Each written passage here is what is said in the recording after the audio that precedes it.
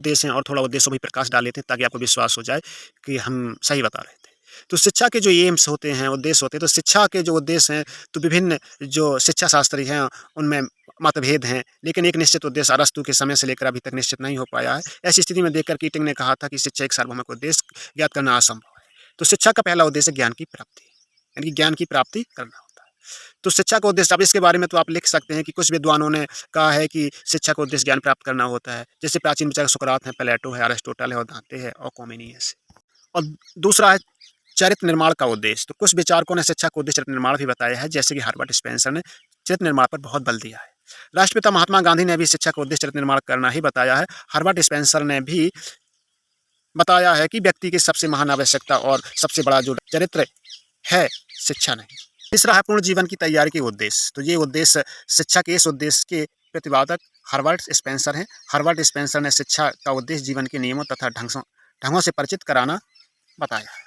उन्होंने मनुष्य के पूर्ण जीवन के लिए 5 प्रक्रियाओं का उल्लेख किया है। वो क्या है? तो आत्मरक्षा के लिए शिक्षा जरूरी है, जीवन के परोक्ष रूप से सुरक्षित करने की एक प्रक्रिया है, संतान की सुरक्षा की संबंधी प्रक्रिया है, समाज की रक्षा संबंधी प्रक्रिया है, अवकाश संबंधी प्रक्रिया है। तो ये भी उद्देश्य है। तो इस प्रकार से अब देख लेते हैं कि भारत में शिक्षा के क्या उद्देश्य हैं। तो भारत में भी वही शिक्षा के उद्देश्य है, सब कहीं वही शिक्षा के उद्देश्य है। ये तो क्वेश्चन को घुमा फिरा करके और स्टूडेंट को माइंड डाइवर्ट करना होता है, बाकी शिक्षा के उद्देश्य तो सब कहीं एक जैसे ही होते हैं। लेकिन फिर भी देख लेते हैं क्या है। शिक्षा को व्यक्ति को किसी ऐसे उद्योग या व्यवसाय में निपुण करना चाहिए जिससे कि वह अपनी जीविका कमा सके। माध्यमिक शिक्षा आयोग ने इस उद्देश्य का समर्थन किया। कुछ शिक्षा शास्त्री कहते हैं कि शिक्षा का उद्देश्य बालक का आध्यात्मिक विकास करना होना चाहिए। आज का भारत कुछ विशेष परिस्थितियों से गुजर रहा है। इन परिस्थितियों को देखते हुए कुछ शिक्षाविदों ने कहा है कि शिक्षा का उद्देश्य बालक का चारित्रिक नैतिक विकास करना मानते हैं। आज भारत में प्रजातंत्र है, इस प्रकार शासन में प्रत्येक नागरिक अपने देश की शासन व्यवस्था में भाग लेता है, अतः शिक्षा का उद्देश्य श्रेष्ठ प्रजातंत्री नागरिकों का निर्माण करना होता है। अब क्वेश्चन आ जाए, प्रजातंत्रीय नागरिकों का निर्माण कैसे कर दिया प्रजातंत्रीय शिक्षा?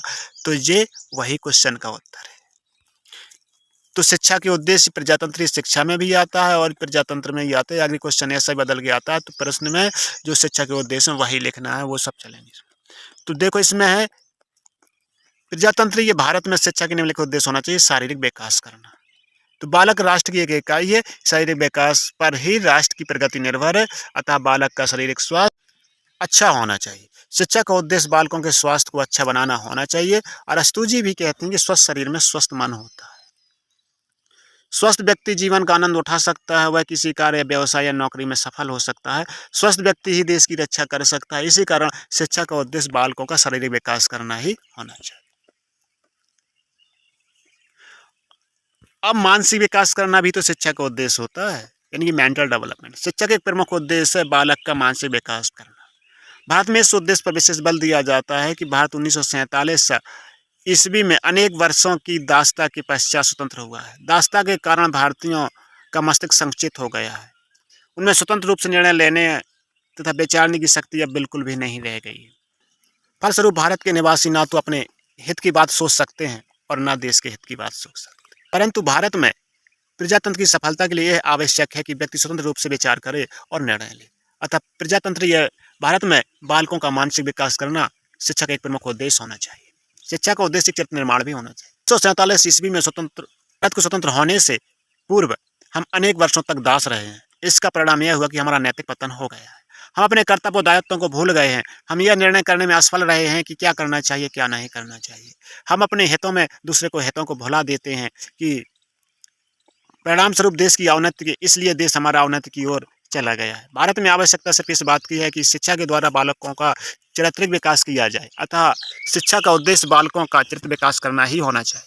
डेवलपमेंट ऑफ पर्सनैलिटी, यानी कि पर्सनैलिटी का विकास भी शिक्षा का होना चाहिए। प्रजातंत्र के प्रत्येक व्यक्ति के व्यक्तित्व का महत्व होता है। व्यक्तित्व के अनेक अंग होते हैं। व्यक्तित्व का सर्वांगीण विकास होना चाहिए।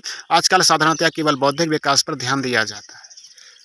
कुछ दिन पूर्व तक बालकों के शारीरिक विकास की ओर ध्यान नहीं दिया जाता था, परंतु अब दिया जाने लगा है। अब सरकार भी इस पर विशेष ध्यान दे रही है और आरंभ भी कर दिया है। शिक्षा का उद्देश्य व्यक्ति का सामाजिक, नैतिक, बौद्धिक विकास करना होना चाहिए। शिक्षा का उद्देश्य व्यक्तित्व के किसी एक अंग का विकास न करके संपूर्ण पर्सनैलिटी का विकास करना होना चाहिए। संपूर्ण व्यक्तित्व के विकास के लिए यह भी आवश्यक है कि शिक्षा बालक का सामाजिक, भावात्मक, व्यवहारिक तथा मनोवैज्ञानिक आवश्यकताओं की पूर्ति करे। अब है सामाजिक विकास। किसी देश में लोकतंत्र तब तक सफल नहीं हो सकता जब तक जीवन की एक विधि नहीं बन जाता। प्रजातंत्र जीवन के भी कुछ आधार होते हैं, जैसे प्रेम, सहानुभूति, सहयोग, दया, क्षमा और सहनशीलता।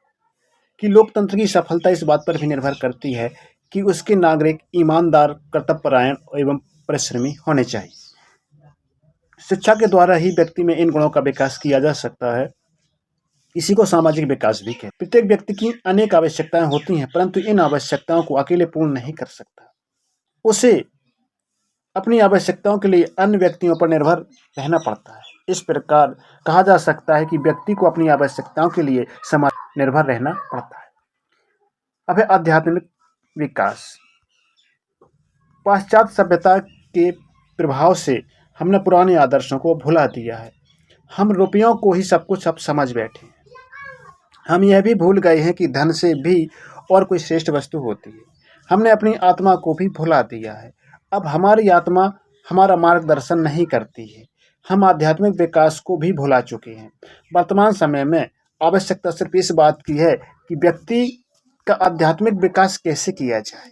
आधुनिक भारत के लिए शिक्षा का उद्देश्य आध्यात्मिक विकास होना चाहिए। वैज्ञानिक दृष्टिकोण का विकास। किसी देश की प्रगति के लिए वैज्ञानिकों की आवश्यकता होती है। शिक्षा का एक उद्देश्य इस आवश्यकता की पूर्ति करना भी होना चाहिए। शिक्षा के द्वारा बालकों में वैज्ञानिक दृष्टिकोण का विकास किया जाना चाहिए। इस संदर्भ में स्वामी विवेकानंद जी कहते हैं कि भारतवासियों के लिए पश्चिमी विज्ञान का अध्ययन आवश्यक है। हमें तकनीकी शिक्षा की आवश्यकता होती है, जिससे हमारे देश के उद्योगों का विकास किया जा सके। अब 8वां है जनतांत्रिक नागरिकता का विकास। तो जनतंत्र में नागरिक का बहुत कठिन दायित्व होता है। जनतंत्र की सफलता के लिए यह आवश्यक होता है कि प्रत्येक नागरिक जनतंत्र के प्रति जागरूक हो। अतः प्रत्येक व्यक्ति को जनतंत्र का प्रशिक्षण मिलना चाहिए।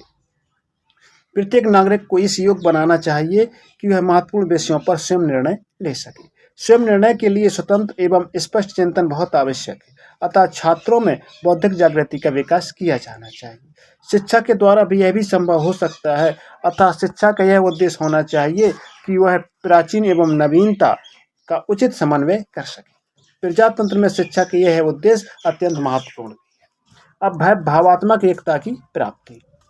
तो भावात्मक एकता का अर्थ इस प्रकार बताया गया है कि राष्ट्र के विभिन्न व्यक्तियों को भावात्मक रूप से एक रखना चाहिए। अब है राष्ट्रीय भावना का विकास। तो भारत में विभिन्न जातियों के लोग निवास करते हैं। वे अलग अलग धर्म मानते हैं, इस कारण वे अलग अलग रहते हैं। इसी कारण केवल अपने हित की बात सोचते हैं, वे कभी देश की हित की बात कभी नहीं सोचते। तो उनमें राष्ट्रीय भावना का विकास करना बहुत जरूरी होता है। इस प्रकार से ये प्रजातंत्रीय उद्देश्य कंप्लीट हुए। धन्यवाद।